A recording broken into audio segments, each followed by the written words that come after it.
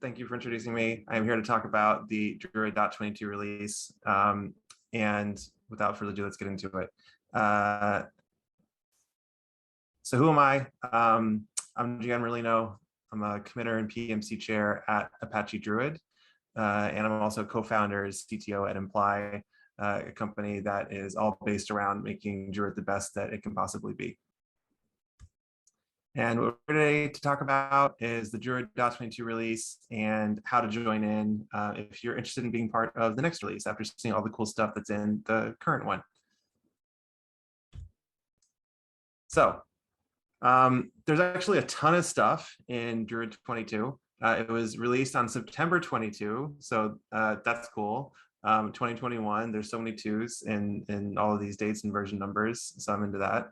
Over 400 contributions from 73 different contributors, a really vibrant community, very exciting to be part of it, including these things that I will spotlight today. If you check out the release notes, which are actually linked at the top of the page, there are a ton of things in the release notes, more than I could possibly talk about. If I tried to talk about all of them, it would probably just, my throat would get dry. I would bore everybody to death. So I'm going to highlight some of the ones that I thought were the most interesting out of those release notes. One, array ag and string ag, two very powerful new aggregators. Bitwise math expressions, pretty cool stuff. A native expression aggregator, which is also very interesting. It's what array ag and string ag are based on, but it also lets you do even more stuff. Human readable number formatting, the ability to speak JDBC to Druid using Protobuf instead of JSON for better speed, and two sort of robustness improvements for native batch, one to use deep storage for shuffling and one to reduce memory usage. And then finally, improve support for the Confluent schema registry, which I don't have a slide about, but I thought it was interesting anyway, so I put it on this list. I have slides with all the others. And like I said, hundreds more. Check out the release notes for full details. I'm just going to spotlight these few that I thought were especially interesting. So first off, array ag. This is a cool aggregator that a few other databases have. So we didn't invent it, but we do support it now. It's quite powerful. The idea is that you can see an example here. We're doing an array ag of distinct dim1. So what that's going to do is it's going to collect all the unique values of dim1 into an array, and then we can use that for later processing. This does have some memory usage implications. So as you might know, if you're familiar with how we like to think about things in Druid, we like to do things using approximations. We like to do things using sketches. We like to avoid collecting all the raw data together if we can avoid it. But sometimes you can't avoid it. Sometimes you do need to collect it together. And the array ag makes it possible to do this. For memory usage reasons, there are going to be limits on how much data you can collect with an array ag. Don't expect to array ag together 100 million values. But for use cases where you're array agging together sort of a reasonable number of values, maybe on the order of a few kilobytes or tens of kilobytes of values, it'll work great. So here's an example. We're actually collecting things with that array ag and then using them as a filter on a dimension with array contains. And so that's actually one of the biggest powerful usages of array ag, is to build arrays and then use other array functions on those arrays. Check it out, new in this version. Another cool aggregator is string ag. So string ag is like array ag, but it produces strings instead of arrays. It's sort of like group concat in MySQL, but we don't call it that because we're cool. And so we want to call it string ag instead. So the idea here is we string ag L1 with a dash, and that is going to put a dash between all the different values of L1. You see the output down at the bottom, 7-325, 323, etc. And then another example, string ag with a comma and a distinct. So instead of putting dashes between the values, we're putting commas. And instead of seeing all those zeros separately, we're going to just see 1 0, and it's actually going to sort them too. So distinct returns a set instead of a list. So whichever one makes the sense for what you want to do, you can use this to take a bunch of things that were an array. Maybe they came from an array ag, maybe they came from multi-value dimension, and build a string out of them. Another cool thing in the world of new functions, which is always the most fun kind of feature to talk about, a bunch of Bitwise functions. So Bitwise and Bitwise or, XOR, complement, all this other stuff. These are really cool if you have a data set where you are storing flags in a, let's say you have a 64-bit integer and each bit represents a flag, and you want to be able to see which flags are set and an OR these flag sets together. You can use that to work with these flags. Another use case for Bitwise operations is actually IP addresses. So if you're working with IP addresses and you want to apply a subnet mask, you can do that using a Bitwise operation. So there's a lot of interesting things you can do with these Bitwise operations. And we support them both as functions and as aggregators. So the function form takes 2 arguments and does the Bitwise operation of those 2 arguments. And the aggregator form takes 1 argument and then applies that Bitwise function piecewise or piecemeal to every value that appears in that particular column. So there's these 2 forms based on what you want to do. Moving on to the native expression aggregator.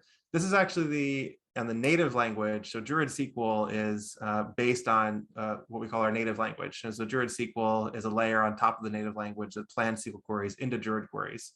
And so in order to build string ag and array ag in SQL, we actually had to build a new expression aggregator in the native language that enabled that functionality to work, because there had not previously been anything in the native layer that would enable such kinds of aggregations. So this new aggregator in the native language, which is JSON, you can now specify logic as native expressions. And so here's an example of a count aggregator. No reason to do this, it's just an example because of course Druid has a built-in count aggregator, but it's an example of how to use the logic. And so here we have a initial value of 0. We're gonna be able to fold. So fold is what happens when a new value is encountered. So every time a new value is encountered, we add 1. And then combine is how you combine 2 accumulated values. And so you start with a 0, add 1 every time you see a value, and then combine says whenever we want to combine 2 things, we just add them together. So 2 counts become 1 count by addition. Sum is similar to count, but for the fold, instead of adding 1, we just add the other column. So instead of adding 1 every time, you actually add the value. And so a sum and a count are similar, but just different expressions. These are 2 very simple examples, but because you can use any expression here, it's actually quite powerful. They can be used to make string aggregations, make array aggregations, make actually all kinds of aggregations using Druid's native expression language. So those are the query features. I kind of want to talk about them first. Now I'll talk about some other kinds of features that are not on the query side. One is, well, I guess it's technically on the query side, but it's not an operator. It's the ability to talk to our JDBC server using Protobuf instead of JSON.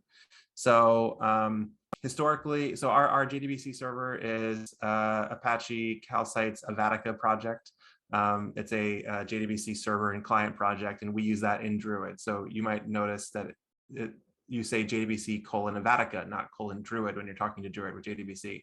That's because we are using that Avatica server bundled in with Druid as our JDBC server. Avatica actually supports 2 protocols, JSON and Protobuf. Historically, we've used the JSON protocol, but now we support the Protobuf protocol as well. Same functionality, just less overhead, faster. Protobuf is, of course, faster to serialize and smaller to send over the wire than JSON. On the native batch side, a lot of the work we're doing on native batch is about making things more robust and scalable. Native batch, of course, is something that we introduced a couple of years back to replace Hadoop ingestion for people that had large scale data sets, but did not have a Hadoop MapReduce cluster or did not want to use a Hadoop MapReduce cluster. In the beginning, early days of Druid, all large scale ingestions were done using Hadoop MapReduce. So native batch ingest is a replacement for that enables doing scalable ingestion just with the Druid servers. And so a lot of the work we're doing on native batch right now is in the area of robustness and scalability for really, really big data sets. So one feature I want to highlight here that's new in 0.22 is using deep storage for shuffle. It's off by default. It can be activated by setting druid.processing.intermediate-data.storage.type, so many dots, equals deep store. And what this does is it makes it so when data is being transferred between tasks, it will actually be stored in deep storage, which is going to be your S3 or HDFS or Google Object Storage, as opposed to being stored on the local disks of the Druid indexing tasks.